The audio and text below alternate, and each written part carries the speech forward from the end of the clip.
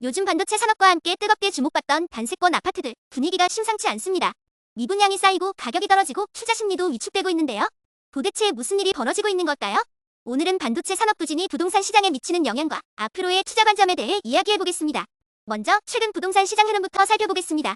경기 남부의 대표적인 반도체 도시인 평택, 이천, 안성 지역의 아파트 가격이 하락세를 보이고 있습니다. 반도체 산업 수혜 지역으로 기대를 받았지만 반도체 공장 증설이 지연되고 투자 수요가 줄어들면서 가격 조정이 심화되고 있습니다. 실제 거래 사례를 보면 이천 안흥동 롯데캐슬 골드스카이 전용 84제곱미터는 지난해 11월 5억 8,700만 원에 거래됐지만 올해 1월에는 5억 3,350만 원으로 5천만 원 가까이 하락했습니다. 안성 우방 아이유쉘 STG는 입주율이 낮아지면서 전체 948가구 중 약 250가구가 매물로 나왔고 일부는 6천만 원 넘게 마이너스 프리미엄이 붙었습니다. 한때 300조 원 규모의 반도체 클러스터 조성 발표와 함께 투자자들이 몰렸던 경기 남부. 그런데 지금은 왜 미분양이 쌓이고 있는 걸까요?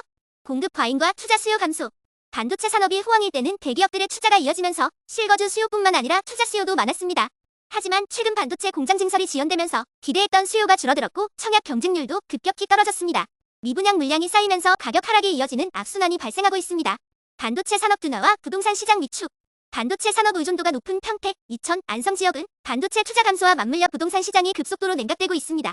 최근 평택과 이천의 아파트값은 각각 2.4%, 3.1% 하락했는데 이는 경기도 평균 아파트값 상승세와는 대조적입니다. 미분양이 늘어나면서 지역 경제에도 악영향이 미칠 가능성이 커지고 있습니다. 하지만 여기서 변수가 하나 있습니다. 바로 K칩스법인데요. 이 법안이 통과되면 반도체 기업의 시설 투자세 공제율이 대기업은 20%, 중소기업은 30%까지 확대됩니다. 예를 들어 삼성전자가 기흥 R&D 센터에 20조 원을 투자한다고 가정하면 기존 세액 공제율이 1%라 2천억 원만 공제받았지만 K칩스법이 통과되면 20%로 늘어나 무려 4조 원을 돌려받게 됩니다.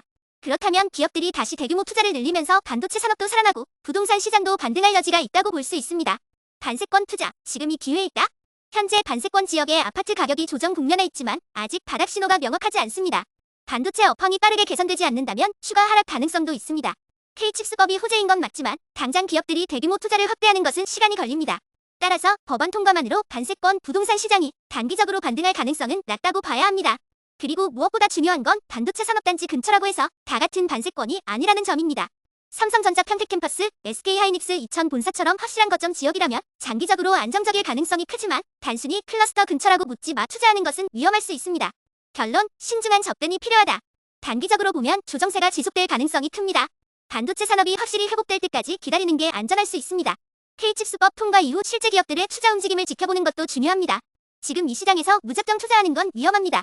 다만 반도체 기업들이 장기적으로 자리 잡을 지역이라면 중장기적인 기회를 엿볼 수도 있겠죠. 오늘 내용은 여기까지입니다. 구독과 좋아요, 그리고 알림 설정도 부탁드립니다. 다음에도 유익한 부동산 정보로 찾아오겠습니다.